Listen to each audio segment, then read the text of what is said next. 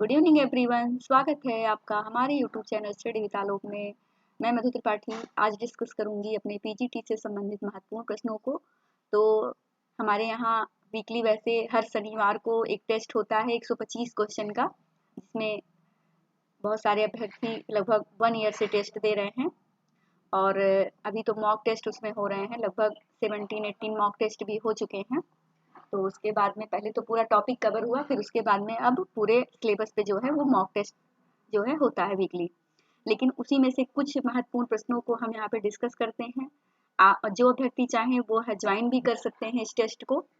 और उससे क्या होता है फ्रेंड्स कि पूरा एक साथ में, जैसे अभी तो यहाँ पे मान लीजिए कि हम 30 क्वेश्चन की प्रैक्टिस कर रहे हैं, तो 30 प्रश्नों पे तो हमारी एक अच्छी पकड़ बन जाती है। लेकिन जब हम एग्जाम में जाते हैं वहाँ पे 125 क्वेश्चन जब आते हैं तो उसको एक साथ करने की प्रैक्टिस और उस प्रेशर को झेलना, तो वो अगर हम अपना तैयारी करके रखते हैं पहले से ही, या मतलब वीकली दे रहे हैं, एवरीडे अपना टेस्ट दे रहे हैं, तो उससे हमारा एक कॉन्फिडेंस बन जाता है। ठीक है, तो आप जो जुड़ना चाहें वह जुड़ नहीं सकते हैं सर के नंबर पे कॉल करके। बाकी जो है और जो महत्वपूर्ण संबंधित प्रश्न है वह तो हम डिस्कस कर ही रहे हैं। ठीक है, और एग्जामिनेशन तक यह चलता रहेगा आपके साथ में। और आइए देखते हैं कि इसमें क्या कुछ इम्पोर्टेंट है। तो फ्रेंड्स यहाँ पे देखिए, जो पहला क्वेश्चन है वो है कि घनिष्ठता विहीन अनुभव प्रदान करने वाले समूह को क्या कहा जाता है। ठीक है, तो जो घनिष्ठता, यहाँ देखिए घनिष्ठता विहीन दिया हुआ है। ठीक है, तो जो घनिष्ठता विहीन है उससे संबंधित जो अनुभव होता है उस समूह को क्या कहा जाता है। तो फ्रेंड्स देखिए यहाँ पे प्राथमिक समूह, द्वितीयक समूह, संदर्भ समूह या अंतः समूह। तो फ्रेंड्स इसका जो करेक्ट आंसर होगा वो होगा आपका द्वितीयक समूह। क्यों होगा द्वितीयक समूह? क्योंकि यहाँ पे कोई घनिष्ठता नहीं है। देखिए सेकेंडरी जो ग्रुप होता है उसमें आप शहरों में देख लीजिए, जब हम जाते हैं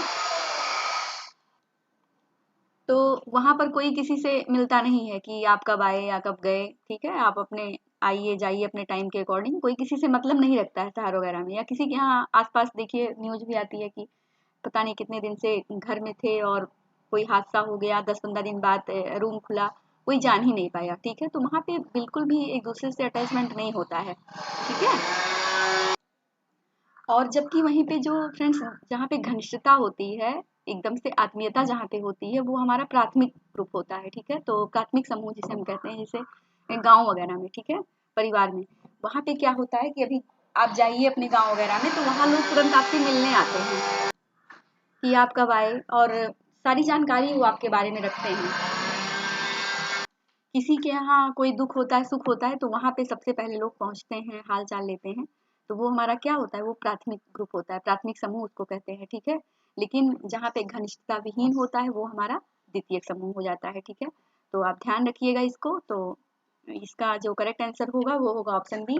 अगले प्रश्न को देखते हैं इसमें कि जब कोई व्यक्ति यह मानता है कि उसकी संस्कृति क्या है, अन्य संस्कृतियों से श्रेष्ठ है, तो यह क्या कहलाएगी। ठीक है, तो यह क्वेश्चन फ्रेंड्स बहुत बार आता है, हर बार लगभग आता ही है यहाँ से क्वेश्चन जो है एग्जामिनेशन में।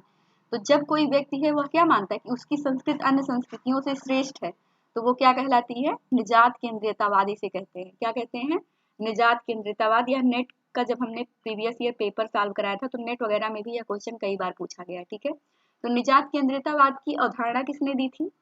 तो आप सभी लोग भी बताइए फटाफट इसको कि निजात केंद्रियतावाद की अवधारणा किसने दी है। तो ये दी है डब्ल्यू.जी. समदर महोदय ने। उन्होंने कौन सी पुस्तक में इसको दिया था? फोकवेज नामक पुस्तक में। किसमें? फोकवेज में। तो आप पीजीटी देखिए छोटे छोटे प्रश्नों को पूछता है, तो इसी बहाने कम से कम सारी चीजें क्लियर हो जाए तो ज्यादा अच्छा रहता है, एक बार रिवाइज हो जाता है। तो निजात केंद्रियतावाद उसे कहते हैं। अगला है इसमें फ्रेंड्स कि देखिए एक पुस्तक दी गई है द लाइफ डिवाइन। तो मोस्ट इंपॉर्टेंट पुस्तक है, कई बार ये पुस्तक पूछी जाती है क्योंकि आपके सिलेबस में जो है अरविंदो जी हैं। ठीक है, तो ये जो लाइफ डिवाइन पुस्तक है ये किसकी है? अरविंदो जी की पुस्तक है। ठीक है, तो ऑप्शन डी हमारा करेक्ट आंसर हो जाएगा। अगला इसमें फ्रेंड्स क्वेश्चन है, मोस्ट इंपॉर्टेंट है ये प्रश्न कि अंत्योदय शब्द का प्रयोग सबसे पहले किसने किया था? बहुत कंफ्यूजन होता है इस प्रश्न में। हाँ, तो फ्रेंड्स देखिए अंत्योदय जो शब्द का जो प्रयोग किया था सबसे पहले, वो किया था, किसने किया था? जयप्रकाश नारायण जी ने। किसने? जेपी नारायण जी ने किया था। कंफ्यूजन कहाँ पे उत्पन्न होती है कि यहाँ पे महात्मा गांधी और जयप्रकाश नारायण में कंफ्यूज हो जाते हैं बच्चे। ठीक है, लेकिन जो शब्द का अगर सर्वप्रथम पूछा जाएगा तो वो जेपी नारायण ने ही किया था। इसको आगे जो बढ़ाया था इस नारे को, वो महात्मा गांधी जी ने बढ़ाया है। ठीक है, अंत्योदय को। ठीक है, इसका जो विकास किया है वो महात्मा गांधी जी ने किया है। महात्मा गांधी जी का सर्वोदय होता है, क्या होता है, सर्वोदय से रिलेटेड है महात्मा गांधी, जबकि जो विनोबा भावे आते हैं वो भूदान आंदोलन से हैं, ठीक है। तो यह सब चीजें हैं, लेकिन जब शब्द पूछा जाएगा तो आप जेपी नारायण जी को लगाइएगा, ठीक है। ए के तिवारी जी की पुस्तक में भी लिखा हुआ है, वहां पे आप देख सकते हैं, ठीक है। चलिए अगले प्रश्न को देखते हैं। मार्क्स ने समाज में वस्तुपरक रूप से संरचनात्मक आर्थिक असमानताओं की व्याख्या की है, तो किसमें की है फ्रेंड्स, तो उन्होंने इसको वर्ग के रूप में की है, किसके, क्लास के रूप में। तो ऑप्शन सी हमारा करेक्ट आंसर हो जाएगा। अगले प्रश्न को देखते हैं। किसी समूह या समाज द्वारा कार्यकलापों को संपन्न करने के जो अभ्यस्त तरीके हैं उसको क्या कहा जाता है, ठीक है। तो उसको क्या कहते हैं, जो किसी समूह या समाज द्वारा जो कार्यकलाप होते हैं उनको जो संपन्न करने का अभ्यस्त तरीका होता है, मतलब तरीका क्या, देखिए इसमें क्या होता है कि जैसे देखिए किसी के यहाँ कोई शादी फंक्शन वगैरह हो रहा है, तो जो हमारी पीढ़ी में पहले से ही होता आया है, फिर वही चीज हमारे यहाँ फिर से किया जाता है, ठीक है। तो उसको जो हमारी दादी वगैरह या जो बड़े बुजुर्ग होते हैं वो बताते हैं, ठीक है, कि इसको इस तरीके से करना है, तो वो जो तरीका होता है वो अभ्यस्त होता है, ठीक है। तो उसी के द्वारा उसको संपन्न किया जाता है, तो उसको क्या कहते हैं फ्रेंड्स, प्रथा कहते हैं, क्योंकि प्रथाएं जो हैं चलती रहती हैं, ट्रांसफर होती रहती हैं, ठीक है। तो ऑप्शन डी हमारा क्या हो जाएगा, करेक्ट आंसर हो जाएगा, ठीक है। चलिए अगले प्रश्न को देखते हैं। सापेक्ष वंचना किस चीज का आधार है, तो जो सापेक्षिक वंचना होती है वो किस चीज का आधार है फ्रेंड्स, कई बार ये क्वेश्चन पूछा गया है, ठीक है। तो इसको देखिए, इसमें इसका जो करेक्ट आंसर होगा वो होगा, चलिए डायरेक्टली हम बताते हैं, संदर्भ समूह सिद्धांत से, ठीक है। संदर्भ समूह सिद्धांत इससे रिलेटेड है। सापेक्षिक जो वंचना शब्द का सर्वप्रथम किसने प्रयोग किया था, ठीक है, किसने किया था, इसको किया था स्टाउफर महोदय ने, किसने किया था, स्टाउफर महोदय ने, फिर बाद में इसको मर्टन ने भी यूज किया है, ठीक है, सापेक्षिक वंचना। तो ये जो है, और संदर्भ समूह का सर्वप्रथम प्रयोग किसने किया था शब्द का, तो ये किया था एच एच हाइमन महोदय ने, किसने किया था फ्रेंड्स, एच एच हाइमन का नाम आता है, इन्होंने एक एच एच हाइमन महोदय जी की एक पुस्तक है द साइकोलॉजी ऑफ स्टेटस, ठीक है, तो इसको भी आप ध्यान रखिएगा। तो इसमें जो है सापेक्षिक वंचना का जो मुख्य आधार होता है वो क्या होता है, संदर्भ समूह सिद्धांत, ठीक है। तो ऑप्शन सी हमारा करेक्ट आंसर हो जाएगा। अगले प्रश्न को देखते हैं। पुनर्जनन की जैविक क्षमता को क्या कहते हैं, ठीक है। तो जो पुनर्जनन की जैविक क्षमता को क्या कहा जाता है फ्रेंड्स, उसको कहते हैं जनन शक्ति, ठीक है, जनन शक्ति इसको कहते हैं। ऑप्शन डी इसका करेक्ट आंसर होगा। अगला है इसमें कि निम्न विशेषताओं पर विचार कीजिए, पितृसत्तात्मक अंतर्विवाह, सोपान और समानता। तो इसमें देखिए यहाँ पे दिया गया है कि कौन सी विशेषताएं हिंदू जाति व्यवस्था की प्रारूपी रही हैं, ठीक है। तो ये कौन कौन सी रही हैं फ्रेंड्स इसमें, तो इसमें देखिए अंतर्विवाह जो होता है, अंतर्विवाह, और इसमें सोपान, ठीक है, जातियों में, यानी ऊंचे और नीचे के क्रम में विभाजन, ठीक है। तो ये क्या हो गया इसमें 2 और 3 नंबर, तो ऑप्शन सी हमारा करेक्ट आंसर हो जाएगा। अगले प्रश्न को देखते हैं।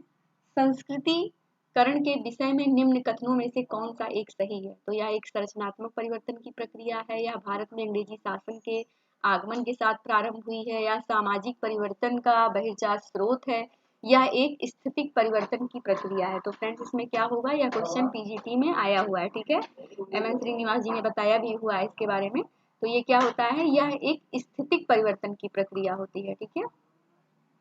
तो ऑप्शन डी हमारा करेक्ट आंसर हो जाएगा।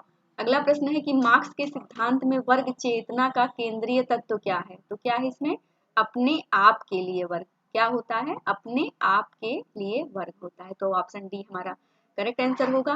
भारत में पिछड़ा वर्ग, भारत में पिछड़ा वर्ग आयोग का प्रथम सभापति कौन था, तो जो पिछड़ा वर्ग आयोग का प्रथम जो सभापति था वो कौन था, काका कालेलकर जी थे। कौन थे फ्रेंड्स, काका कालेलकर।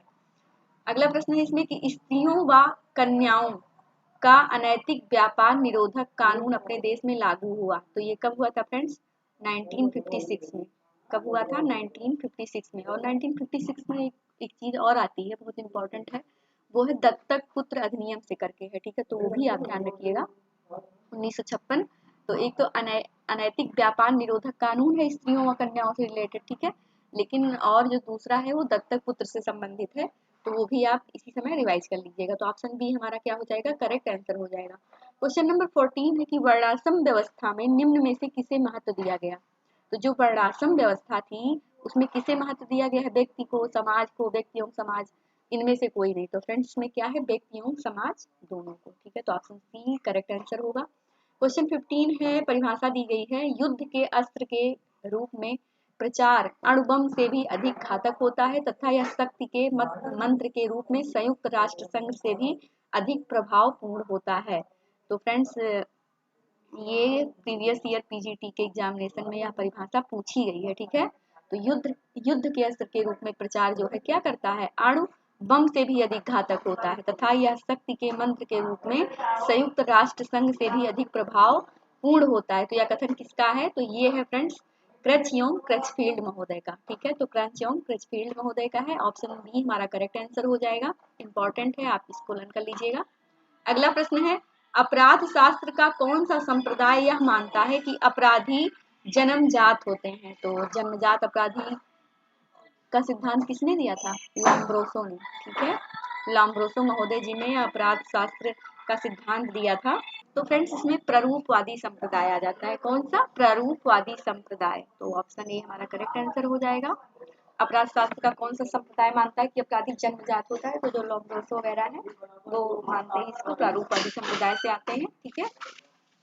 फ्रेंड्स अगर इसके चारों ऑप्शन पे हम लोग चर्चा करें कि प्रारूपवादी संप्रदाय, शास्त्रीय संप्रदाय, यहाँ समाज शास्त्रीय संप्रदाय और भौगोलिक संप्रदाय, ठीक है। तो ये चारों ऑप्शन पे अगर चर्चा करेंगे डिटेल में तो थोड़ा सा, क्योंकि जब भी पेपर सॉल्व करते समय क्या होता है कि जब चारों ऑप्शन पे हमारी पकड़ होती है तो उससे सारी चीजें और भी क्लियर हो जाती हैं। क्योंकि मान लीजिए हम प्रारूपवादी पढ़ रहे हैं, शास्त्रीय से कोई चीज पूछ लिया गया हमसे कि उससे रिलेटेड कौन है, समाज शास्त्रीय संप्रदाय से कौन आते हैं या भौगोलिक से कौन आते हैं, और क्वेश्चन इस पे बनता है क्योंकि सिलेबस में है, तो कहीं से कुछ भी इस पे आ जाएगा। कभी वहां से पुस्तकें आ जाएंगी, कभी उनका नाम पूछ लेंगे कि संप्रदाय के अंतर्गत कौन आते हैं कौन नहीं आते हैं, ठीक है।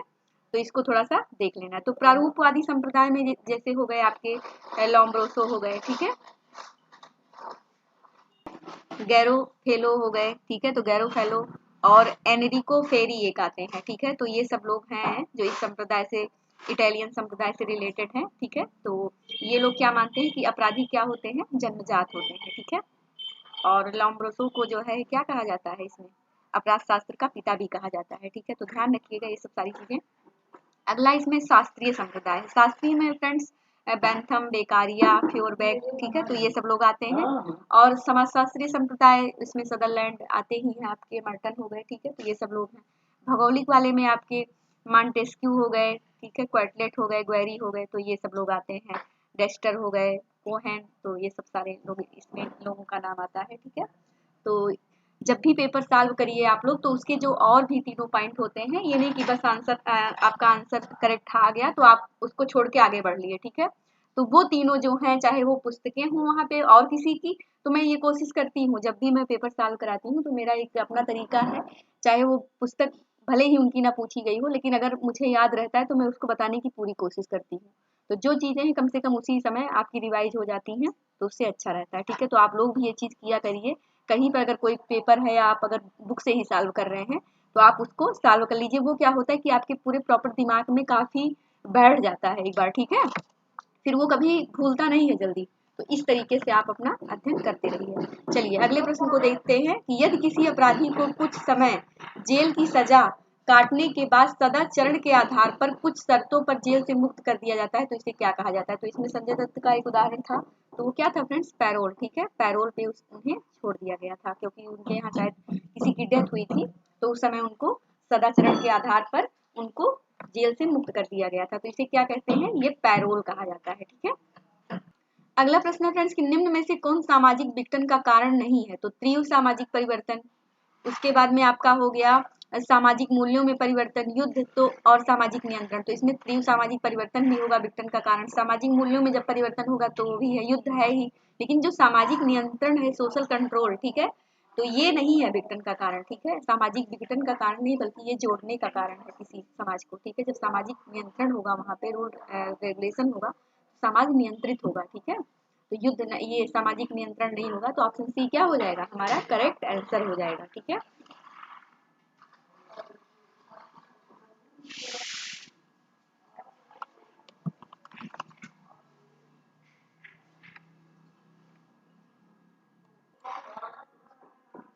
सामाजिक नियंत्रण, तो ऑप्शन सी हमारा करेक्ट आंसर हो गया। अगला है इसमें कि बोस्टन स्कूल के जनक कौन है, तो ये भी क्वेश्चन पीजीटी में पूछा गया है, क्वेश्चन 19 कि जो बोस्टन स्कूल है इसके जनक कौन है, तो कौन है, एल्विन रेगलिस ब्राइस महोदय। ठीक है, तो ऑप्शन सी हमारा करेक्ट आंसर हो जाएगा। ठीक है, और ऑप्शन सी हो जाएगा। संपूर्णानंद आश्रम से भी क्वेश्चन पूछा जाता है, ओपन जेल से रिलेटेड है। ठीक है, और ये सब सारी चीजें हैं। चलिए अगले प्रश्न को देखते हैं। निम्न में से कौन भारतीय संविधान के अनुच्छेद 17 की आधारभूत चिंता है, तो ये भी 17 वाला भी पूछा गया है। आर्टिकल 17 किससे रिलेटेड है, तो ये किससे है, अस्पृश्यता के उन्मूलन से। तो ऑप्शन बी हमारा करेक्ट आंसर हो जाएगा।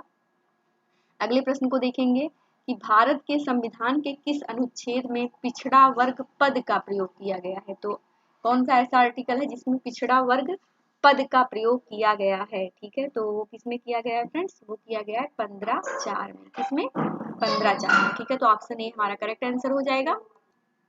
अगला है इसमें फ्रेंड्स कि निम्न में से कौन लघु परंपरा का अंग नहीं है, तो ये भी क्वेश्चन पूछा गया है। लोक कथा, दंतक कथा, रामायण और विवाह गीत। तो फ्रेंड्स जो लोक कथाएं होती हैं, दंत कथाएं जो होती हैं, जो विवाह गीत होते हैं, या क्या है, ये लघु परंपराएं होती हैं। ठीक है, हमारी कहीं कहीं पर होती हैं। लेकिन जो रामायण है ये क्या है, ये एक प्रकार से बृहद परंपरा का भाग है। ठीक है, तो ये क्या हो जाएगा, ऑप्शन सी हमारा करेक्ट आंसर हो जाएगा। अभी वही जो था नहीं, कल हमने बताया था, ये छठ जो है, छठ चल रहा है ना इस समय, लोक पर्व।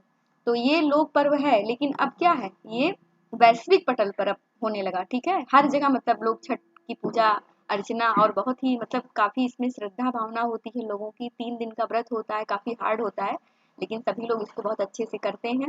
तो ये अब यूनिवर्सलाइजेशन पूरा इसका हो गया है। ठीक है, तो ऐसे क्या हुआ, ये स्थानीयकरण से धीरे धीरे क्या हुआ, सार्वभौमिकरण की ओर बढ़ गया। ठीक है, तो ऐसे ही तमाम फेस्टिवल वगैरह होते हैं जो कहीं कहीं पर होते हैं, लेकिन वो फिर ब्रॉड लेवल पे होने लगते हैं। ठीक है, क्योंकि उनका सांस्कृतिक प्रसार हो जाता है। ऐसे ये जो रामायण है ये क्या हुआ, ये मतलब हर जगह है। ठीक है, लेकिन जो लोक कथा, दंत कथा, विवाह गीत यानी जो वहीं पर सिमटे रह जाते हैं, तो वो लघु परंपराएं होती हैं। ठीक है, और ये रामायण क्या है, बृहद परंपरा के अंतर्गत है। तो ऑप्शन सी हमारा करेक्ट आंसर हो जाएगा। अगला है श्री नारायण धर्म परिपालन आंदोलन प्रमुख रूप से प्रवर्तित किया गया, तो ये भी इम्पोर्टेंट प्रश्न है, ये क्वेश्चन पूछा गया है। तो ये कहाँ पे किया गया फ्रेंड्स, ये किया गया था इजवाहा में। कहाँ पे, इजवाहा में। तो ये इजवाहा है, ऑप्शन सी हमारा करेक्ट आंसर हो जाएगा। निम्न में से कौन परिवर्तन संवर्धक आंदोलन नहीं है, तो कौन सा ऐसा है जो परिवर्तन संवर्धक आंदोलन नहीं है, तो ये आरक्षण विरोधी आंदोलन ये नहीं होगा। महिला मुक्ति आंदोलन होगा, साक्षरता वाला आंदोलन होगा, दलित से संबंधित आंदोलन होगा, लेकिन आरक्षण विरोधी आंदोलन ये नहीं है परिवर्तन संवर्धक से रिलेटेड। ठीक है, तो ऑप्शन डी करेक्ट आंसर हो जाएगा इसमें। अगला है फ्रेंड्स राजनीतिक सामाजिकरण का प्रयोग किया गया था, तो जो राजनीतिक सामाजिकरण पद का प्रयोग है ये किसने किया था, तो बहुत इंपॉर्टेंट है, ये बहुत कंफ्यूज करता है। टेस्ट सीरीज में भी जब हुआ था तो ये क्वेश्चन वहां पर भी ये बहुत जो है थोड़ा सा कंफ्यूज किया था बच्चों को। ठीक है, तो हर्बर्ट हाइमैन, स्पेंसर, एडमंड पॉवेल और स्टन योंग डेनिस। ठीक है, तो इसमें जो करेक्ट आंसर होगा फ्रेंड्स, राजनीतिक सामाजिकरण पद का प्रयोग किसने किया था सर्वप्रथम, तो ये हर्बर्ट हाइमैन महोदय ने। किसने, हर्बर्ट हाइमैन महोदय ने।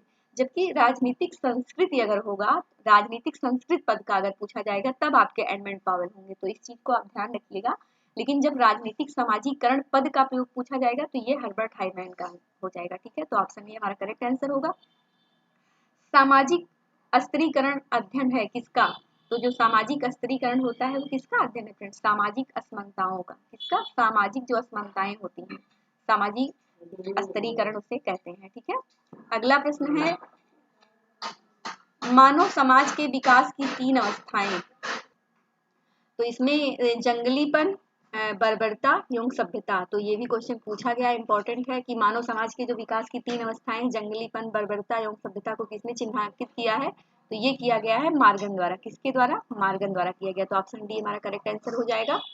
अगला प्रश्न है सामाजिक स्त्रीकरण का अर्थ समाज को कुछ ऐसे अस्थायी समूहों और श्रेणियों में विभक्त करने वाली व्यवस्था से है जिसके अंतर्गत समूह व श्रेणियां उच्चता व अधीनता, तो इसमें उच्चता व अधीनता के संबंधों के द्वारा एक दूसरे से जुड़ी रहती हैं। तो इसमें सामाजिक स्त्रीकरण से रिलेटेड एक परिभाषा दी गई है कि कुछ ऐसे अस्थायी समूह और श्रेणियां हैं जो क्या करती हैं, व्यवस्था से जिसका अंतर्गत समूह की श्रेणियां उच्चता व अधीनता के संबंधों के द्वारा एक दूसरे से जुड़ी रहती हैं। तो ये फ्रेंड्स किसकी परिभाषा है, ये जिसबर्ट महोदय की। किसकी है, जिसबर्ट की। तो ये इंपॉर्टेंट है, आप ध्यान रखिएगा। अगला है इसमें कि व्यक्ति के सामाजिक पद में उस परिवर्तन को कौन गतिशीलता कहेंगे जिसमें उसकी परिस्थिति में कोई परिवर्तन नहीं होता।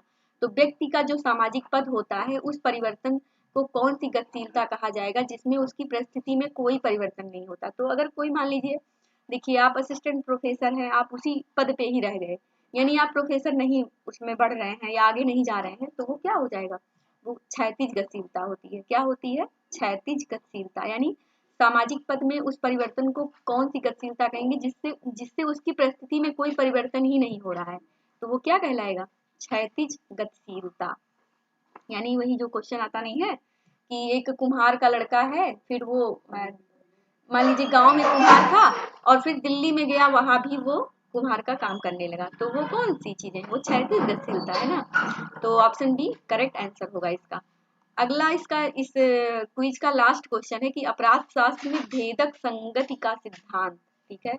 तो अपराध शास्त्र का जो भेदक संगति का सिद्धांत है वो किसके द्वारा दिया गया है, या कभी कभी विभेदक लिखा रहता है, कभी कभी भेदक लिखा रहता है, तो ध्यान रखिएगा अपराध शास्त्र में। तो ये किसने दिया था, ये दिया था फ्रेंड्स सदरलैंड जी ने। किसने दिया था, सदरलैंड।